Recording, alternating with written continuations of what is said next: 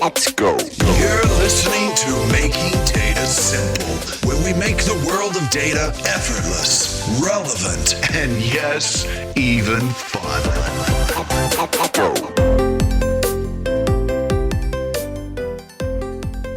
Good morning, good afternoon, good evening. Welcome back to Making Data Simple. Al Martin here. I am with Jacques Roy, who's an executive IT specialist here at IBM within digital technical engagement. What do I say about Jacques? He is part of the analytics competitive and product strategy team. He's got specialization in big data streaming, Spark, what is DSX, which is data science experience. We can talk about that. Event Store. He's written, I don't know how many, 6, 7, 8 books. I don't know, so many. And he's been with IBM for at least 20 years, been in the industry, around 35 years. So we've got a ton of experience. Welcome, Jacques. I appreciate you being here. Well, thank you, Al. So tell us a bit about yourself, kind of give us a lead in and we'll go from there. Oh my, a little bit about myself. Well, I guess for me, the first time I touched a computer, I fell in love, and then I had no choice but go in computer science, and I had no clue that I could get a job out of that. I just wanted to play with computers, and guess what? 35 years later, I'm still playing with computers. Where do you live at right now, by the way? Oh, these days I'm in Portland, Oregon. So yes, I did move around a little bit. I don't know if you know, but I'm originally from Quebec, Canada, and I moved to California originally. Then I moved to Denver, back to California, and now in Portland. And I think I'm here to stay. That's my last move, hopefully.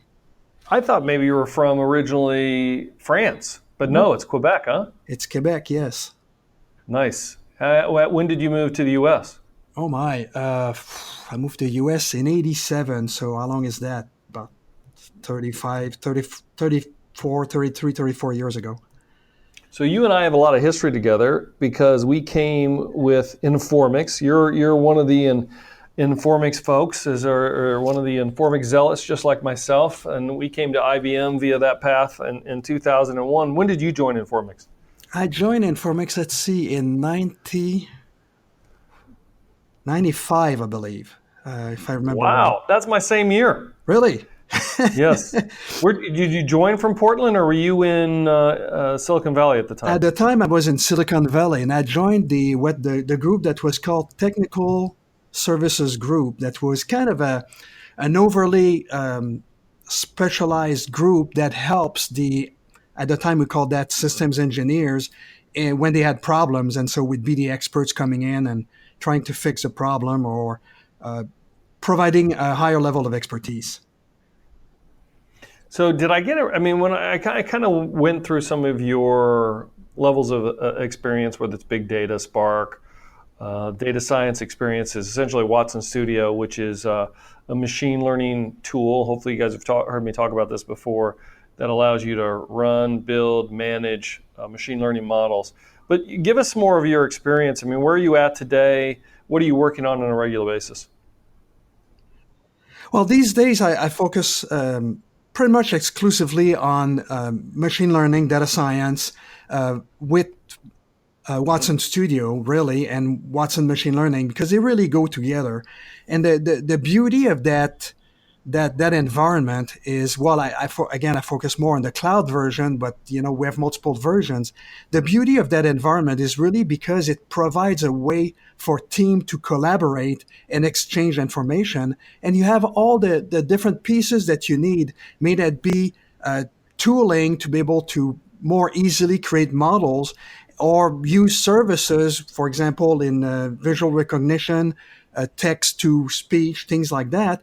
You have access to all this, and that collaboration and the access to everything all together makes it so much more productive to get to a solution. And so I really enjoy what I'm doing with these products. And as part of my day-to-day work, I basically try to create some assets that will allow people to kind of do the self-shopping, the self-education. That's what digital technical engagement does, because today a lot of people prefer to investigate themselves instead of having to talk to someone and then feel a little bit forced to to push back or to say, well, I need more time. So by being able to see videos of the capabilities of the product, then touch it through product tours, and then even do labs using free access to the product, that allows them to really get a good idea of what it is. And then we then start the conversation with them at a higher level where they know what it can do, and then we can just fill in the gap and really see how it can solve their problems. So it's very exciting to work in that field. So, but you're going to have to help me out a little bit. I'm not completely following. Explain to me what digital technical engagement is.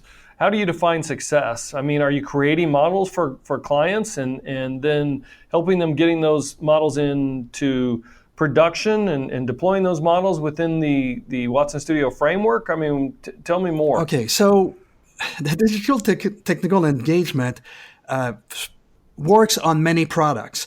My specialty is really the Watson Studio and machine learning part of it, with some, I've touched a few other things slightly kind of helping other people. But the idea here is really at the base to be able to provide information to people so they can easily get to know what these things do without having to spend a ton of time. And so they can just have a quick idea of what let's say Watson Studio provides as an overview. And let's say, for example, I have an overview video that's, let's say, 8 minutes. That's kind of a end-to-end overview, but then a few other videos that dive more into specific capabilities. And then we have, as I said, the product tours and the labs. And in the labs, we try to make them more specific to how the product would be used within a company. So that's a big part of what we do, but it's also evolving because we get involved also in sales situation, technical sales situation, where we may help trying to better explain what the product does, demonstrating the product, and even help drafting an approach to how we could solve the problem of the customer. Does that help you understand? Well, it helps me, but I got follow-on questions here. I just for the listeners again, when you're talking about Watson Studio, this is our tool. It's a tool. It's made of notebooks, etc. You can share across your corporation. You can essentially build, manage, deploy models, machine learning models. And it was it's a product that I've held responsible for in development, etc. You're saying you have the technical engagement on it, but where is the engagement? Is it mostly on videos, or is there other areas for somebody listening out there that can say, hey, look, I want to learn more here, and I want to do it in an expedited fashion? Where would I go? Right. So you have to look at the name of the group, at least today, digital technical engagement. So being digital, it's really a self-service type of thing. So that's where you'll find ibm.com/demos. You'll find everything that we do there in terms of assets that we create to better learn about the product. Where do you spend most of your time? All right. So basically you say there's a demo site. The digital means, hey, you can go out there. We've got videos, we got demos, we got a playground, that kind of thing. Got it. Where do you find that you're spending most of your time in like Watson Studio? I mean, what do you find is the most common questions you're answering?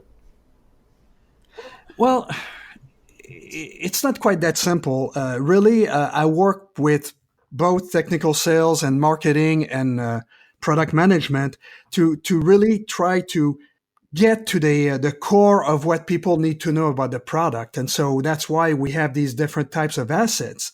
What I spend my time on is also try to figure out how can we take it further. Earlier, you were talking about do you create models for customers?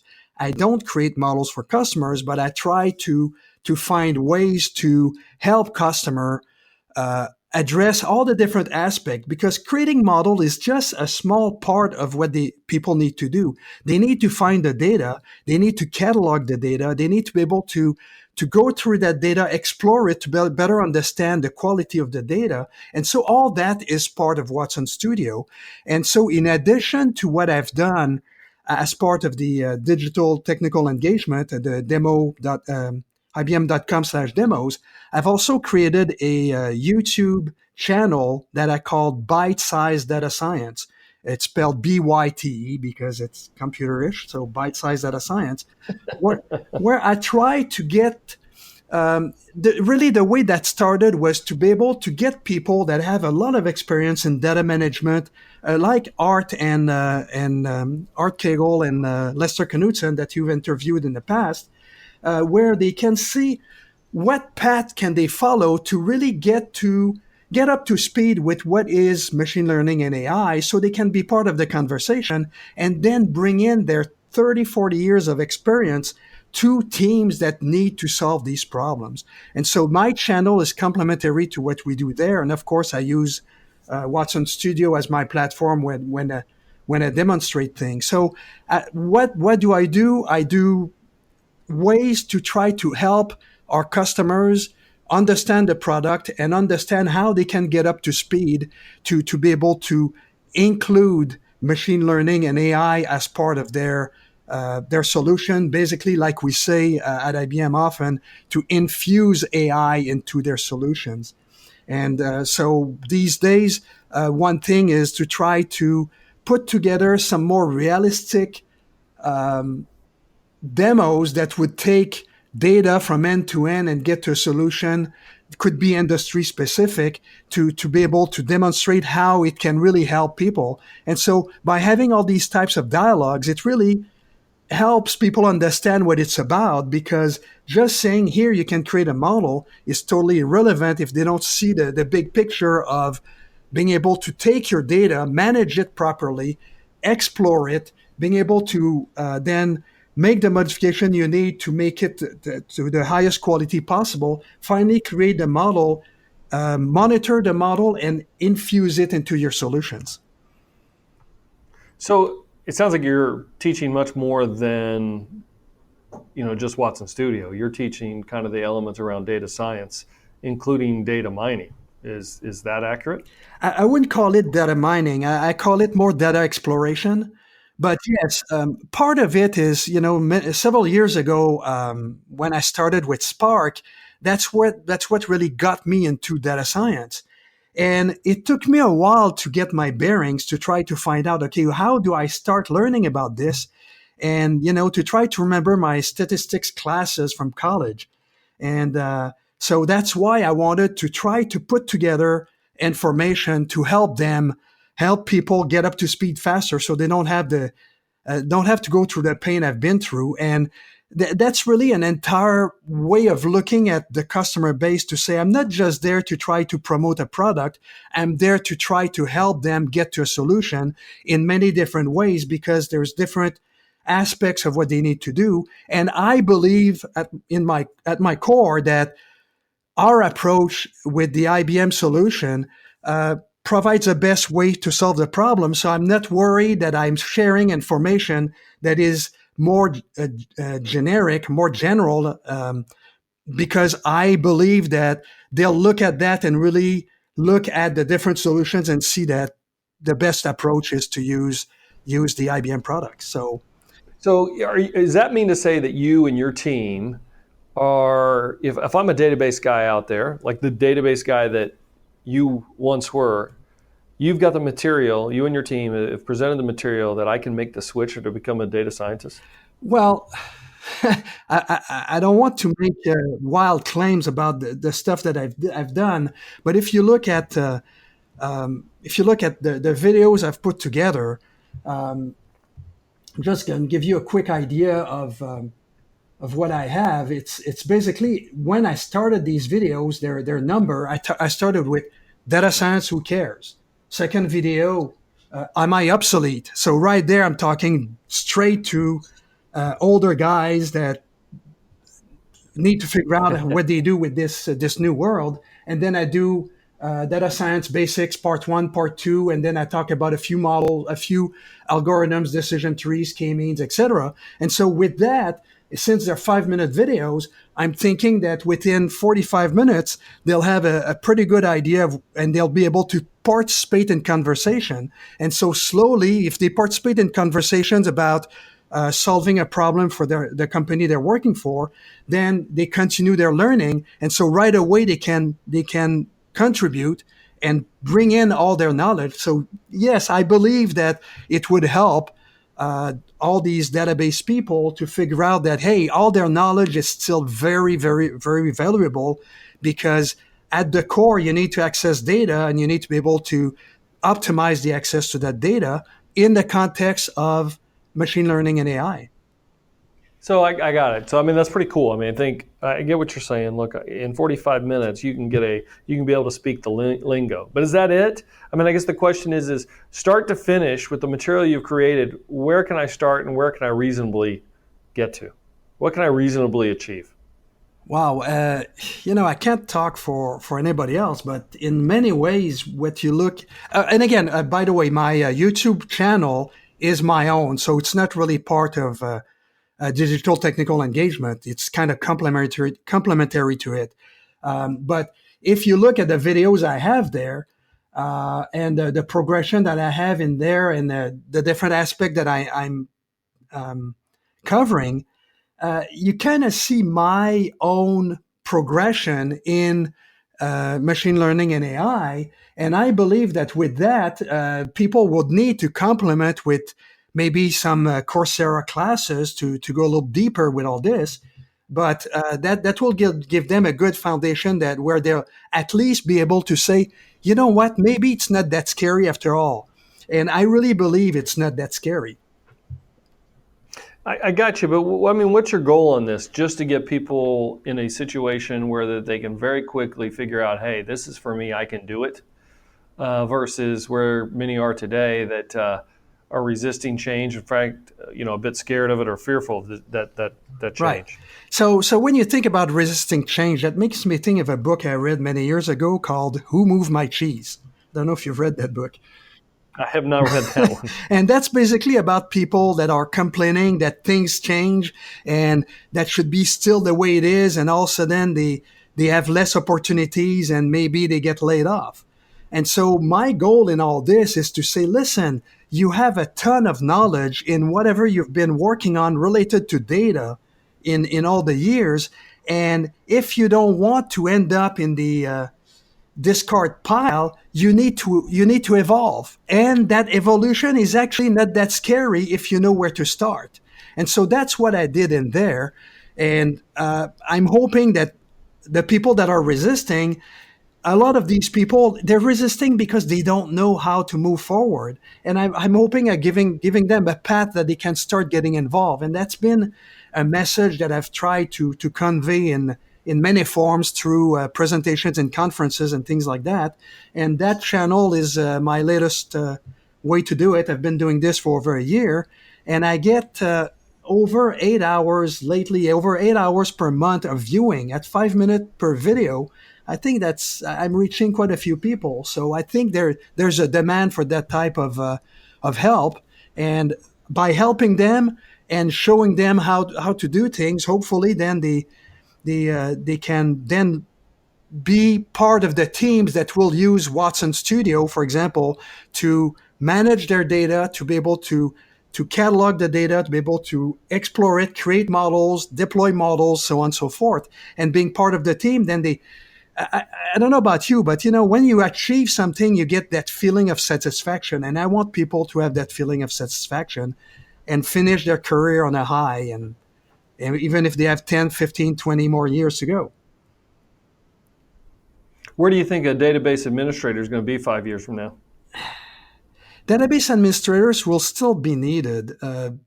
What I've seen is, it's kind of funny because if you look back in the mid to late 80s, when we had the craze about object orientation, they tried to kill relational databases because they talked about impedance mismatch that didn't work with objects, and they wanted object databases. That didn't work out. Later, they tried with XML databases. That didn't work out. They tried with all sort of things.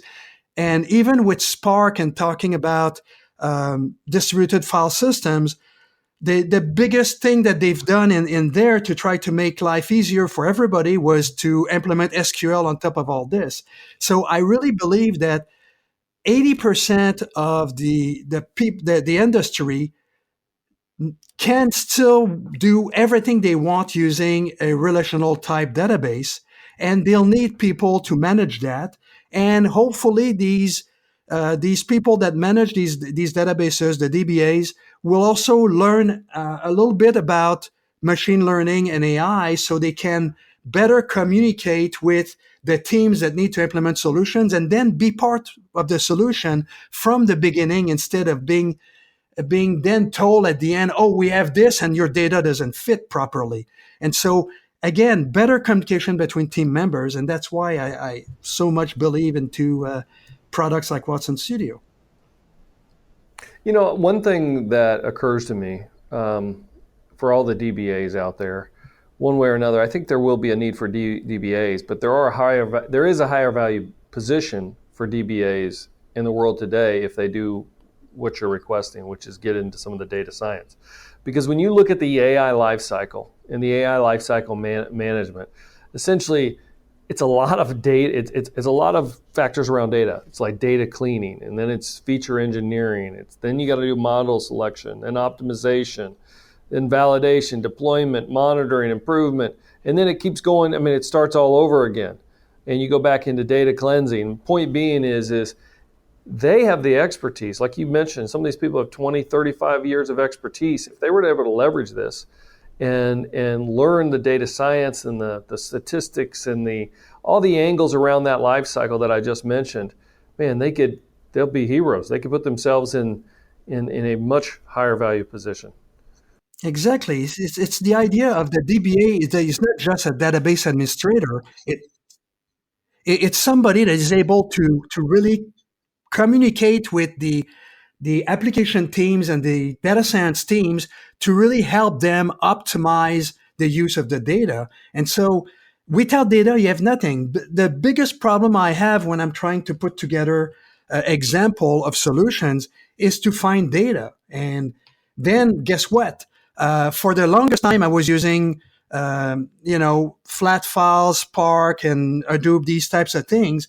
And it turned out that at the end of the day, I was getting tired of this because everything is so much more efficient with a relational database that I decided from now on, when I have data, I prefer to put it back in a relational database because it's been optimized for the last 30, 40 years to really access the data and give me what I need and makes my life so much easier. So these DBAs are essential in any data science project. I want to ask you one database question. Before I do, is there anything that we missed that you'd like to ensure that the community listening gets on the machine learning side? Well, the message I really want to give here is that you have to get into machine learning, AI, and data science, and it's a progression. And it doesn't take that much effort to be able to be part of the conversation, and then you find your fit in that team, because data science and data scientists, you're talking about really a team of people, not just one person that does it all. It's a team of people. You can get into it. You should get into it. You'll have a lot of fun getting into these projects, and it's accessible to everyone. All right, well said. I like it. So I got to ask you a question on Informix before we go, because we have a lot of history in Informix, and that's kind of our early years together, if you will. You're a 95, I'm a 95 guy. Fantastic. So knowing what you know about Informix, I'm just curious, where do you think it stands in the marketplace, even today? I'm sure you've kept up with it to some degree. Yeah, that's to me, it's a bit of a sore subject, just because I've worked on many databases. When I was working for a hardware vendor at one time, and I was working also on porting the databases to that platform. And so I've worked on Oracle, Sybase, Informix, a little bit on Ingress, and even on object databases. And so over the years, I've made up my mind about many databases. And as you remember, at one point, I was even a development manager in Informix.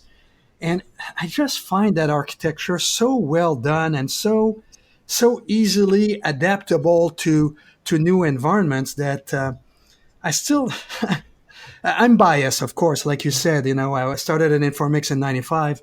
I'm biased, but to me, it's still the best database on the market. What makes the architecture so good? I'm just curious. I mean, for those that are listening, I'm sure they're interested. Well, internally, it was really well divided in terms of I forget the terminology now, but they had these little core objects that would do specific things, and you'd pass through them to get to another level, and everything is well written, modularized. So when they decided to add extensibility to the database, they kept the same approach to do it. And after that, when they needed new functionality, they could take advantage of the fact that the core architecture was extensible and they can add capabilities there. And you don't have to depend only on the development team to add capability. You can add your own. And that's so sad that the industry in general did not understand that really database extensibility would have been a great way to move forward instead of trying to invent all sort of new databases for niche problems. You could really take an approach of saying, hey, I have my core relational database that I extend for new approaches. For example, time series, if you remember in the Informix days. And so that type of approach would make life so much simpler. And so that ties into your podcast here, making data simple. It's really what it's about. I mean, you want to make data simple. You want to make the solution simple as possible, but no simpler, and really get to the proper solution. And I think for people that are using Informix today, keep using Informix, and you want to do data science, Informix will be a great platform for where to get to take your data to create your models, so on and so forth. So I still love that database. And personally, if I was on a project and had my choice of databases, I'd say probably 99% chances that I'd say, well, why don't we use Informix? Sometimes great technology is before its time, I think. In that, time series database, the time series functionality, it came out, I think, in Informix 94, 95, 96, somewhere in there. I mean, a little bit later. That was after the acquisition of I forgot the name now. But yeah, I was actually the development manager dealing with time series, for example. What year was it then? 97. The point is that they're still talking about that today, and Informix had it over 20 years ago. Yeah, that's still relevant, and the real-time loader is still relevant. That's basically kind of the inspiration for Event Store, the real-time loader of Informix. Right. And yeah, I know, object-oriented database. People had a hard time catching on, but it was before its time there. Hey, look, I want to play a little game with you before we end. You ready? This is like Would You Rather. You got to pick one side or the other. I'm going to see if I can trip you up a little bit. That's the whole fun of it all. Right? Okay. All right. I probably know the answer to this already, but Informix or Event Store? Informix. Relational databases or big data? Relational database. Now, why would you say that? Everybody's going into big data, although, as we know, some folks have shifted between CapEx and now OpEx, and the OpEx is like 3 times as much as the CapEx because of the move. But why would you say? I was in Boulder a few weeks ago, and there's a guy there that's a hardcore developer. And basically, I'll give you his answer. He said that if you don't have more than 1 terabyte of data, petabyte. I'm getting confused with these numbers. Petabyte of data, you're okay with a relational database type because we can have a distributed database. It's part of the model. But look, almost most of the enterprise customers I'm working with now are in the petabytes. Right, but compared to but again, they're the petabytes. What data do they have? Is that petabyte because they have a lot of images? They have a lot of documents. That kind of is not quite the same thing. And so, yes, a lot of customers on petabytes, but when you think about the market in general, the overall market, I still believe that at least 80% of the customers don't need that big of an environment. If you need it, then that's a good thing. And if especially you're dealing with a lot of unstructured data, then yes, you can look at approaches like Hadoop environment, distributed file system. But you really have to be to discriminate between here's the problem I have, here's the data I have, and not just jump into something because it's the hot thing to be into. Open source or proprietary? Ooh, tough call because I love open source. I really love open source. What I find there is I love open source, but open source is nothing if there's not several decent commercial companies behind that open source. If it's not there, it will die. So again, open source is great. Make sure that there's a good support behind it. And that support, you'll find it by looking at which commercial companies are there, which consulting companies are there that support it. And that's what we've seen over the years. I've been, I don't know if you remember a book that I've written called Open Source Components for Informix Dynamic Server. So open source has been dear to me for a long, long time. So what I heard you say is open source, but to make it work, a lot of times it's got to have the proprietary backing or influence or injection or intersection point someplace in there. It's a must. Yeah. You have to have the backing of commercial companies behind it. Otherwise, you'll end up just with a product that you have to support yourself, and you will be dying slowly. Yeah. Data science or AI? There is a difference. Well, there is a difference. Personally, I look at data science as being more than just creating models, and I look at AI as being more of an aspect of it that is more related to neural networks. And so, to me, data science includes AI, so I have to go with data science. All right, clicker or coder? I'm a coder personally. So tell you, like when I was doing development for the Informix data server, my environment was VI and my debugger was printf. So I've always been more of a hardcore coder. But I must say that over the last few years and with Streams, for example, the tooling in Streams and the tooling available in Watson Studio, I kind of like the fact that I can be so much more efficient by using these clicking things. And so I'm a coder, but I really like the clicking because there's also a lot of flexibility in those. All right, then Python or R? Python, no questions asked. I knew you were going to say that. Well, you already mentioned Python earlier. Hey, look, I couldn't stump you today. I'll have to get you next time. Hey, thank you for being on. I appreciate it. Before we close, where can listeners learn more about what you're working on or get in touch with you? So to get in touch with me, I'm on LinkedIn. I'm on Twitter. Easily, you can take a look at ibm.com/demos, and you look for Watson Studio, for example. You'll see all the stuff I do there, and you can look at YouTube. You look for Byte Size Data Science, BYTE, and you'll find my channel there. And on my channel, you'll actually find buttons for LinkedIn and Twitter, so you can get in touch with me that way. Well, folks, you heard it here. 45 minutes and you're an expert in data science. All you got to do is follow Jacques. All right. I'm looking for that quick start. I'm going to try that 45 minutes. There's a good infomercial. You should sell that, man. 45 minutes to data science expertise.